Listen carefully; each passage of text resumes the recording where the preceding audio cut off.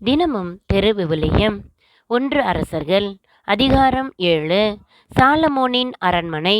Solomon தன் அரண்மனை முழுவதையும் கட்டி முடிக்க 13 ஆண்டுகள் ஆயின. அவர் லெபனோனின் வனம் எனப்பட்ட மாளிகையையும் கட்டினார். அதன் நீளம் 100 முழம், அகலம் 50 முழம், உயரம் 30 முழம். 4 வரிசையாக கேதுரு தூண்களை நிறுத்தி அவற்றின் மேல் கேதுரு விட்டங்களை பொருத்தி அம்மாளிகையை அவர் கட்டினார். வரிசைக்கு 15ஆக நின்ற 45 தூண்களின் மேல் அமைந்திருந்த அறைகள் கேதுரு மரங்களாலேயே மச்சு பாவப்பட்டிருந்தன. பலகணிகள் 3 வரிசையாக அமைந்திருந்தன. 3 வரிசையிலும் அவை ஒன்றுக்கொன்று எதிராக இருந்தன. எல்லா கதவுகளும் கதவு நிலைகளும் சதுர வடிவில் அமைக்கப்பட்டிருந்தன. 3 வரிசையிலும் அவை ஒன்றுக்கொன்று எதிராக இருந்தன. அவர் தூண் மண்டபம் ஒன்றும் கட்டினார். அதன் நீளம் 50 முழம், அகலம் 30 முழம். அதற்கு முன் தூண்களும் விதானமும் கொண்ட வேறொரு மண்டபமும் அவர் அமைத்தார். நீதி வழங்குவதற்கென்று அரியணை மண்டபம் ஒன்றையும் கட்டினார். அது நீதி மண்டபம் எனப்படும். அது தளம் முழுவதும் கேதுரு பலகைகளால் பாவப்பெற்றிருந்தது. இம்மண்டபத்திற்கு பின்புறம் இருந்த முற்றத்தில் அவர் குடியிருப்பதற்காக கட்டிய அரண்மனையும் அதே வேலைப்பாடு கொண்டதாய் இருந்தது. சாலமோன் தாம் மணந்து கொண்ட பார்வோனின் மகளுக்கென்று அம்மண்டபத்தை போன்ற ஒரு மாளிகையையும் கட்டினார். இவை அனைத்தும் அளவுக்கேற்ப இருபுறமும் வெட்டி செதுக்கிய விலையுயர்ந்த கற்களால் கட்டப்பட்டன. அடித்தளம் முதல் கூரை வரை, வெளிச்சுற்று முதல் பெருமுற்றம் வரை இவ்வாறே செய்யப்பட்டன. அடித்தளம் 10, 8 முழ அரிய பெரிய கற்களால் ஆனது. அதன் மேல் அளவுக்கேற்ப செதுக்கப்பெற்ற தரமான கற்களும் கேதுரு பலகைகளும் பொருத்தப்பெற்றிருந்தன. பெருமுற்றத்தை சுற்றிலும் இருந்த சுவர்கள் 3 வரிசை செதுக்கப்பெற்ற கற்களாலும் 1 வரிசை கேதுரு கட்டைகளாலும் அமைக்கப்பெற்றிருந்தன. ஆண்டவரின் இல்லத்தின் உள்முற்றமும் கோவிலின் முன் மண்டபமும் அவ்வாறே அமைக்கப்பெற்றிருந்தன. சிறப்பு சிற்பி ஈராம். அரசர் சாலமோன் தீரிலிருந்து ஈராமை வரவழைத்திருந்தார். இவர் நப்தலி குலத்தை சார்ந்த ஒரு கைம்பெண்ணின் மகன். இவர் தந்தை தீர் நகரத்தவர். வெண்கல வேலையில் கை தேர்ந்தவர். ஈராமும் எல்லா வகையான வெண்கல வேலையும் செய்யத்தக்க அறிவு கூர்மையும் நுண்ணறிவும் கைத்திறனும் கொண்டிருந்தார். இவர் அரசர் சாலமோனிடம் வந்து அவர் இட்ட வேலையை எல்லாம் செய்தார். 2 வெண்கல தூண்கள். அவர் 2 வெண்கல தூண்களை வார்த்தார். ஒவ்வொன்றின் உயரம் 18 முழம், சுற்றளவு 12 முழம். வெண்கல கன அளவு 4 விரற்கடை. அத்தூண்களின் உச்சியில் வைப்பதற்கென்று வெண்கலத்தால் 2 போதிகைகள் வார்த்தார். ஒவ்வொன்றின் உயரம் 5 முழம். அவர் அவ்விரு தூண்களின் மேல் இருந்த போதிகைகளுக்கென வலைப்பின்னல்களும் சங்கிலி தொங்கல்களும் 7 செய்தார்.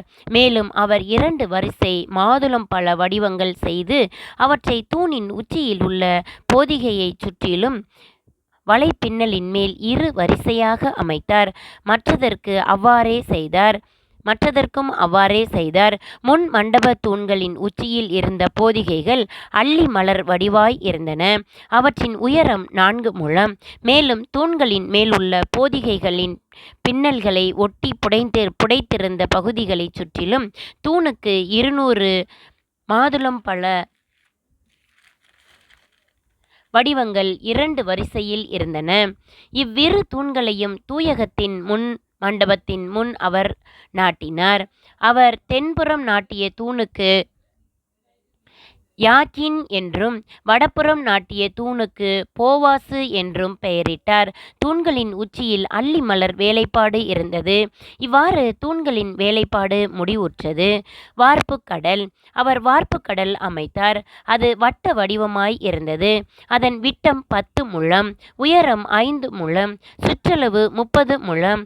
அதன் விளிம்பை சுற்றிலும் கீழே முழத்திற்கு 10ஆக மொக்கு வடிவங்கள் செய்யப்பட்டிருந்தன.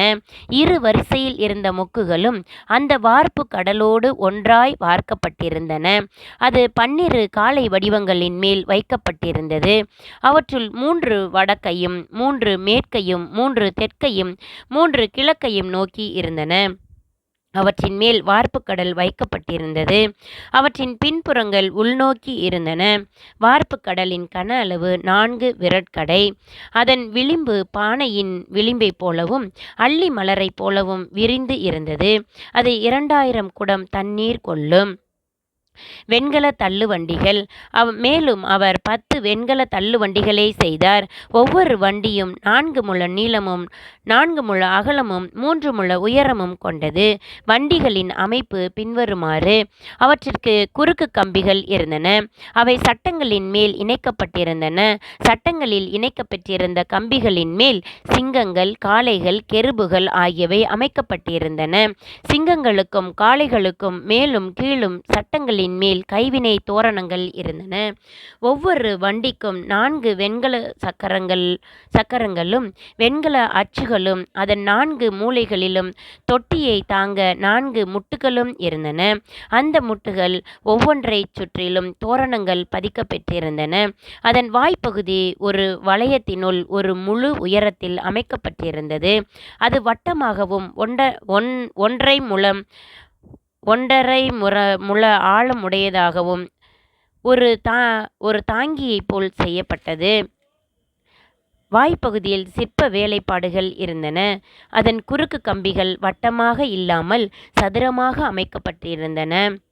4 சக்கரங்களும் குறுக்கு கம்பிகளின் கீழே இருந்தன. சக்கரங்களின் அச்சுகள் வண்டியுடன் ஒரே வார்ப்பாய் இருந்தன. சக்கரங்களின் உயரம் 1.5 முழம். சக்கரங்கள் தேர் சக்கரங்கள் போல் செய்யப்பட்டிருந்தன. அவற்றின் அச்சுகள், வட்டைகள், ஆரக்கால்கள், குடங்கள் ஆகியவை வார்ப்பால் ஆனவை. வண்டியின் 4 மூலைகளிலும் 4 பிடிகள் இருந்தன. அவையும் வண்டியும் ஒரே வார்ப்பாய் இருந்தன. ஒவ்வொரு வண்டியின் மேற்பகுதியிலும் 1/2 முழ உயரமான வட்ட விளிம்பு இருந்தது. வண்டியின் மேற்பகுதியில் அதன் பிடிகளும் குறுக்கு கம்பிகளும் ஒரே வார்ப்பாய் இருந்தன. அதன் பிடிகள், குறுக்கு கம்பிகள் ஆகியவற்றின் மேல் கெருபுகள், சிங்கங்கள், ஈச்ச மரங்கள் ஆகியவற்றை அவற்றிற்குரிய இடத்திற்கு சுற்று தோரணங்களோடு அவர் செதுக்கினார். இவ்வாறு 10 வண்டிகள் செய்தார். இதே முறையில் 10 வண்டிகளையும் அவர் செய்தார்.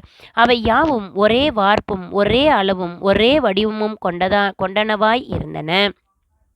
அவர் 10 வெண்கல தொட்டிகளை செய்தார். ஒவ்வொரு தொட்டியும் 40 குடம் கொள்ளும். ஒவ்வொன்றின் அகலமும் 4 முழம். வண்டிக்கு ஒரு தொட்டியாக 10 வண்டிகளிலும் தொட்டிகள் இருந்தன. அவர் 5 வண்டிகளையும் கோவிலின் தென்புறத்திலும் 5 வண்டிகளை கோவிலின் வடபுறத்திலும் நிறுத்தினார். ஆனால் வார்ப்பு கடலை தென்கிழக்கு மூலையில் வைத்தார். திருக்கோவிலுக்கான பொருட்களின் பட்டியல். பின்னர் கொப்பரைகள், கரண்டிகள், கிண்ணங்கள் ஆகியவற்றை ஈராம் செய்தார். ஆண்டவரின் இல்லத்திற்காக அரசர் சாலமோன் பணித்தபடி ஈராம் செய்து முடித்த அனைத்து பணிகள். 2 தூண்கள், தூண்களின் உச்சியில் வைக்க 2 கிண்ண போதிகைகள், அவற்றை மூட 2 வலைப்பின்னல்கள், 400 மாதுளம்பழ வடிவங்கள். இவை ஒவ்வொரு வலைப்பின்னல்களுக்கும் 2 வரிசையாக அமைக்கப்பட்டு தூண்களின் உச்சியிலிருந்த கிண்ண போதிகைகளை மூடியிருந்தன. 10 வண்டிகள், அவற்றின் மேல் வைக்கப்பட்ட 10 தொட்டிகள், வார்ப்பு கடல் 1, அதை தாங்க 12 காளை வடிவங்கள், கொப்பரைகள், கரண்டிகள், கிண்ணங்கள். அரசர் சாலமோன் கட்டளைப்படி ஆண்டவரின் இல்லத்திற்காக ஈராம் செய்த துணை கலன்கள் எல்லாம் பளபளக்கும் வெண்கலத்தால் செய்யப்பட்டிருந்தன. அரசர் இவற்றை யோர்தானுக்கு அடுத்த சமவெளியில் சுக்கோத்துக்கும் சாரத்தானுக்கும் நடுவேயுள்ள களிமண் களத்தில் வார்ப்பித்தார். இந்த துணைக்கலன்கள் ஏராளமாய் இருந்தமையால் சாலமோன் அவற்றை எடை பார்க்கவில்லை. வெண்கலத்தின் எடையும் கணிக்கப்படவில்லை. மேலும் சாலமோன் ஆண்டவரின் இல்லத்திற்காக பின்வரும் பொருட்கள் அனைத்தையும் செய்தார். பொன் பலிபீடம், திருமுன்னிலை, அப்பத்திற்கான பொன் மேசை, கருவறையின் முன்னே தென்புறம் 5 வடபுறம் 5மாக வைக்க பசும்பொன் விளக்கு தண்டுகள், பொன்னாலான மலர் வடிவங்கள், அகல்கள், குறடுகள், பசும்பொன்னாலான மலர் குவளைகள், அணைப்பான்கள், கிண்ணங்கள், தட்டுகள், தீச்சட்டிகள், உட்கோவிலின் தூயகத்தின் கதவுகளுக்கும் கோவிலின் தூயகத்தின் கதவுகளுக்கும் வேண்டிய பொன் முளைகள். இவ்வாறு அரசர் சாலமோன் ஆண்டவரின் இல்லத்திற்காக செய்த பணிகள் அனைத்தும் முடிவடைந்தன. மேலும் சாலமோன் தம் தந்தை தாவீது அர்ப்பணித்திருந்த வெள்ளி, பொன், துணைக்கலன்கள் ஆகியவற்றை கொண்டு வந்து ஆண்டவரின் இல்லத்து கருவூலத்தில் வைத்தார். ஆமேன். இன்றைய இறைவார்த்தை, நாளைய வாழ்வின் வழி. வாசிப்போம், வாழ்வாக்குவோம்.